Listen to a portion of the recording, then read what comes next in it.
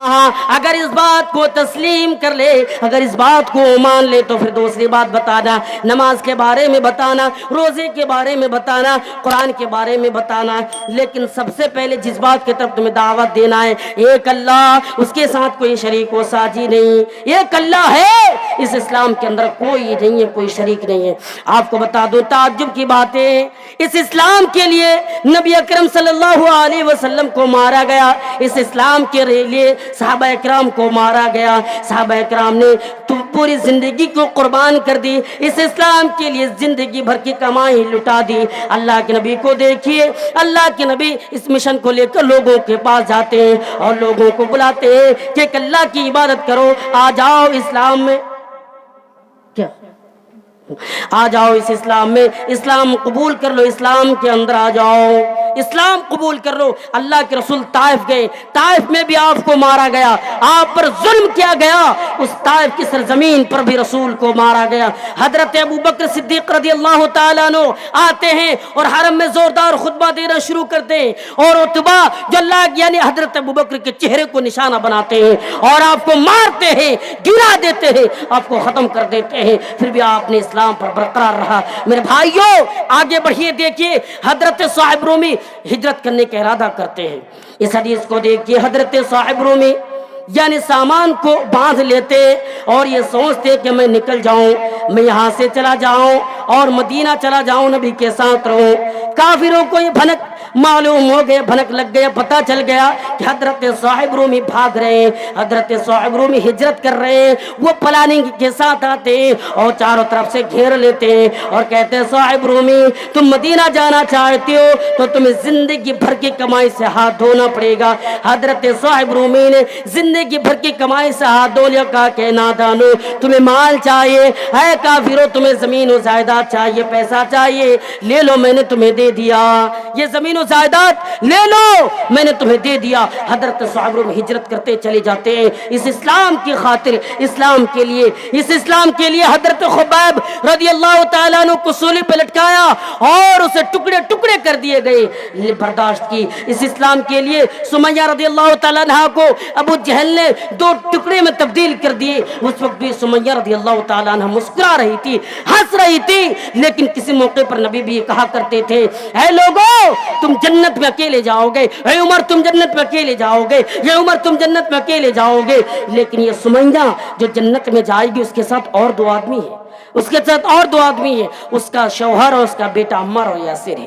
یہ لوگ اسلام یہ ہے، اس اسلام کے لیے لوگوں نے جانوں کو قربان کر دی، اس اسلام کے لیے لوگوں نے جان و مالوں کی قربان کی، اس اسلام کے لیے لوگوں کو مارا گیا۔ حضرت اللہ کے رسول کو طائف کی سرزمین پر کس طریقے سے مارا گیا اس واقعہ کو ذرا دیکھ لیجئے۔ اللہ کے رسول مکہ سے طائف کا سفر کرتے، 100 کلومیٹر کا سفر اللہ کے رسول پیدل چل کر کرتے اور اس طائف کی سرزمین پر پہنچتے، اس طائف کے سرداروں کے پاس، اس طائف کے چودھریوں کے پاس اللہ کے نبی جاتے اور اسلام کی دعوت دیتے۔ وہ لوگ نبی سے کہتے ارے تم نبی ہو، ارے تم رسول ہو، اللہ نے تمہیں نبی بنایا، اللہ نے تمہیں رسول بنایا، ہم طائف جیسے شہر میں رہتے ہیں لیکن اللہ نے ہمیں رسول نہیں بنایا، ہم طائف جیسے شہر میں رہتے ہیں اللہ نے ہمیں نبی نہیں بنایا، تمہیں رسول بنایا۔ تانا مارتے، اللہ کے رسول سوچتے چلو یہ چودھری ہے، یہ لوگ امیر انسان ہے، غریب کے پاس جاتے، اللہ کے رسول اس طائف میں 1 ہفتے تک رہتے ہیں لیکن اللہ کا ایک بھی بندہ اسلام قبول کرنا نہیں چاہتا، اللہ کا ایک بھی بندہ ایمان نہیں لانا چاہتا، اللہ کا ایک بھی بندہ اسلام قبول نہیں کرتا۔ آپ مایوس ہو کر وہاں سے لوٹتے ہیں، ان طائف کے سرزمین پر آپ کو پتھروں سے مارا جاتا ہے، سر پھوڑا جاتا ہے، خون سے پیر جوتے میں جم جاتے ہیں۔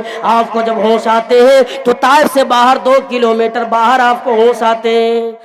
اسلام کے لیے طائف والوں نے نبی کو مارا، اس اسلام کے لیے حضرت ابوبکر کو مارا، اس اسلام کے لیے حضرت بلال حبشی رضی اللہ تعالیٰ عنہ کو مارا، اور بلال حبشی اس طریقے سے مارا گیا، ابو بکر دیکھ کر برداشت نہ کر سکے، خرید کر آزاد کر دیا، جاؤ غلامی سے آزاد کر دیا کہ جاؤ اب تم آزاد ہو۔ اس اسلام کے لیے لوگوں کو مارا گیا، اس اسلام کے لیے لوگوں کو اس طریقے سے نبی اکرم صلی اللہ علیہ وسلم پر ظلم کیا گیا کہ نبی پریشان ہو گئے۔ آپ کے چچا ابو طالب کے پاس آتے اور آ کر کہتے کہ تم اپنے بھتیجوں کو روک لو، ورنہ تم سے تمہاری قوم والوں سے ہم لڑیں گے. کیا تمہیں پتا ہے؟ تم سے تمہاری قوم والوں سے لڑیں گے, تمہارے خاندان والوں سے لڑیں گے. ابو طالب اپنے بھتیجے کو محمد رسول اللہ کو سمجھاتے ہیں اور کہتے ہیں کہ تمہاری قوم والے میرے پاس آ کر ایسی ایسی باتیں کہہ کر گئی ہے, کیا کرو گے؟ اللہ کے رسول نے کیسا نہیں ہو سکتا. اگر وہ لوگ مجھے مار بھی ڈالے, اگر وہ لوگ مجھے ختم بھی کر دے, اگر وہ لوگ مجھے دنیا سے مٹا بھی دے, لیکن اس مشن کو میں روکوں گا نہیں. اپنے حال پر مجھے چھوڑ دیجئے چچا جان. ابو طالب نے کاری ہمت, یہ بہادری کو دیکھ کر کہتے ہیں جاؤ, تم پر کوئی انگلی اٹھا نہیں سکتے, تمہیں کوئی مار نہیں سکتا, تم پر کوئی ظلم نہیں کر سکتا, حتیٰ کہ تمہیں کوئی کچھ ہی نہیں بول سکتا. جاؤ اس مشن کو تم لوگوں تک پہنچا دو, جاؤ لوگوں تک بتا دو, لوگوں کو یہ بات بتا دو یہ اسلام ہے, یہ دین ہے, دین پر چلنا ہے, اس اسلام پر ہمیں چلنا ہے. میرے بھائیوں, اسلام یہ ہے. اسلام کے احکام پر عمل کرنے کی کوشش کریں, نمازی بنے, دیندار بنے, دیندار بننے کی کوشش کریں. جب تک ہم اور آپ دیندار نہیں بنیں گے ہم اور آپ کامیاب نہیں ہو سکتے ہیں. دیندار بننے کی کوشش کریں. ہمارے اندر نمازیں نہیں, ہمارے اندر قرآن کی تلاوت نہیں, ہمارے اندر ہمارے معاشرے میں لڑائی جھگڑوں میں آ گئے, زمین لے کر لڑتے ہیں, زمین و جائیداد لے کر بھائی بھائی میں قتل کرتے ہیں. ان تمام چیزوں کو ختم کرو, ان تمام چیزوں کو ختم کرو. مسلمانوں, اپنے اندر اسلام کے احکام کو پیدا کرو, اپنے اندر ایک اللہ کا ڈر پیدا کرو, رب کا ڈر پیدا کرو. کامیابی چاہتے ہو, رب کا ڈر پیدا کرو, یقیناً تم کامیاب ہو جاؤ گے. انسان کے اندر اگر رب کا ڈر نہ ہو, انسان کے اندر اگر اللہ کا خوف نہ ہو, انسان کے اندر اگر پروردگار کا خوف نہ ہو, ایشور کا خوف نہ ہو, تو کامیاب نہیں ہو سکتا ہے. انسانوں, اپنے اندر اللہ کا ڈر پیدا کرو. وہ اللہ جس نے پیدا کیا, وہ اللہ جس نے زمین بنائی, وہ اللہ جس نے آسمان بنایا, وہ اللہ جس نے پوری دنیا کو پیدا کیا, وہ اللہ جس نے پورے سنسار کو بنایا, اس اللہ کا, اس رب کا خوف پیدا کرو. مسلمانوں, اس رب کا ڈر پیدا کرو. یقیناً کامیابی کا حل یہی ہے کہ انسان اللہ سے ڈرے, مسجدوں میں جا کر دعائیں کرے. آج جو ہم پر ظالم حکمراں مسلط ہے, مسلمانوں آپ لوگوں سے پیغام دے کر جانا چاہتا ہوں کہ آپ اس ظالم حکمراؤں سے بچنے کے لیے آپ کو اسلام کی طرف لوٹنا پڑے گا, اس کے احکام پر عمل کرنا پڑے گا. جب عمل پیرا ہو جائیں گے, یہ ظالم حکمراں کچھ نہیں کر سکتا. آپ اللہ کی عبادت کریں. یہ ظالم, ارے آیا تھا فرعون بھی, موسیٰ علیہ السلام نے اسے ختم کر دیا. آئے تھے بڑے بڑے ظالم, لیکن اللہ نے اس کو مار دیا, اللہ نے مٹا دیا. یہ آئے ظالم, اس کو بھی ختم کر دے گا. یہ آئے ہے ظالم, اس کو بھی مٹا دیا جائے گا. یہ آیا ہے, یہ بھی ختم ہو جائے گا. لیکن شرط ہے کہ ہمیں عبرت حاصل کرنا ہے ظالم حکمراؤں سے کہ اللہ تعالیٰ نے ہمیں مسلط کیا ہے. ہم یہ کہتے ترکی اور سیریا میں زلزلہ آیا اور لوگ تباہ و برباد ہو گئے, لیکن کبھی یہ بھی اپنے آپ پر غور کرو, ہم پر بھی تو زلزلہ موجود ہے. وہ ظالم حکمراں مسلط ہے, ہم پر ظلم کر رہا ہے, یہ بھی تو ایک زلزلہ کے شکل میں ہے, یہ بھی تو ہم پر ظلم کر رہا ہے, یہ بھی تو مسلمانوں کو مارا جا رہا ہے, یہ بھی تو مسلمانوں کو مار رہا ہے, کاٹ رہا ہے. اور باتیں آ رہی ہے, آپ نے دیکھا چند دن پہلے جنید اور ناصر کو کس طریقے سے گاڑیوں کے اندر جلایا گیا, زندہ جلا دیا گیا, مٹا دیا گیا. مسلمانوں تم کیا کرتے ہو؟ یہ راجستھان سے اٹھا کر ہریانہ میں آ کر جلایا جاتا ہے جنید اور ناصر کو. اب ان کی بیوی, ان کے اولاد, ان کے بال بچے کہاں جائیں گے؟ اس طریقے سے حادثات پیش آتے رہتے ہیں.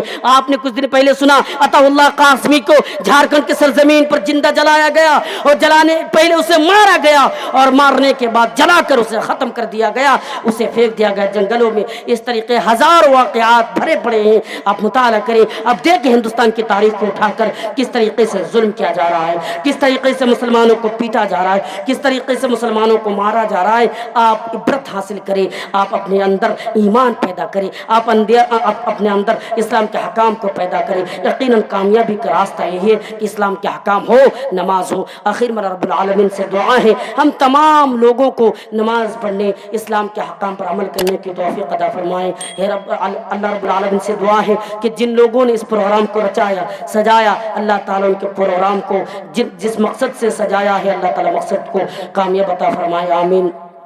وآخر دعوانا الحمدللہ رب العالمین. السلام علیکم ورحمۃ اللہ وبرکاتہ.